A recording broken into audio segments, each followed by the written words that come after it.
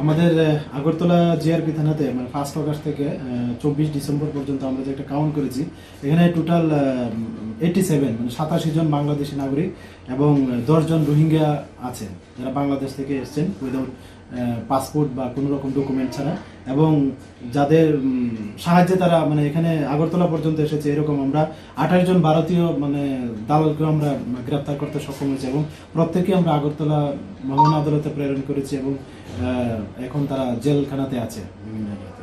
এই পর্যন্ত কয়টি কেস রেজিস্ট্রিত হয়েছে আপনাদের? 1 অগাস্ট থেকে 24 ডিসেম্বর পর্যন্ত আমরা এরকম প্রায় 25টি মামলা নিয়েছি আমাদের আগরতলা জিআরপি থানা। বর্তমানে সবগুলি তদন্ত চলছে এবং কিছু চার্জশিটও হয়েছে এবং যেগুলি বাকি আছে এগুলি তদন্ত চলছে। স্যার, একটা বিষয়, যে বাংলাদেশিগুলিদেরকে আপনারা আটক করছেন তাদেরকে জিজ্ঞাসাবাদে প্রাথমিক তথ্য অনুযায়ী কি স্বীকারোক্তি করছে ওরা? হ্যাঁ, প্রাথমিকভাবে তো তারা এটাই বলছে যে যে তারা এখানে কাজ করার সুবিধার্থেই মানে এখানে আসা আর কি, প্রিলিমিনারি তারা যা বলছে আর কি।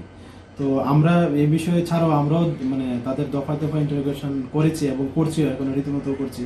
তো এমন কিছু কিছু ব্যাপার আছে, মানে কিছু কিছু আবার এমনও আছে যে তাদেরও কোনো আত্মীয় স্বজন এখানেও আছে, কলকাতা, মুম্বাই, বেঙ্গালুরু এরকম আছে বলছে, কিন্তু তারাও সঠিকভাবে বলতে পারে না যে এক্সাক্ট ওই জায়গাতে।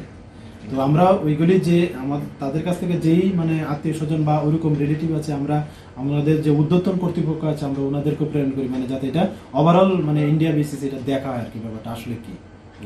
আচ্ছা, যারা প্রবেশ করছে এর মধ্যে মহিলা পুরুষের রেশিওর মধ্যে কারা মহিলা বেশি না পুরুষ? এটা 50-50 না, তবে মহিলার বাঘটা একটু বেশি আমার যা মনে হচ্ছে আর কি, মানে 60-40 এরকম হবে আর কি।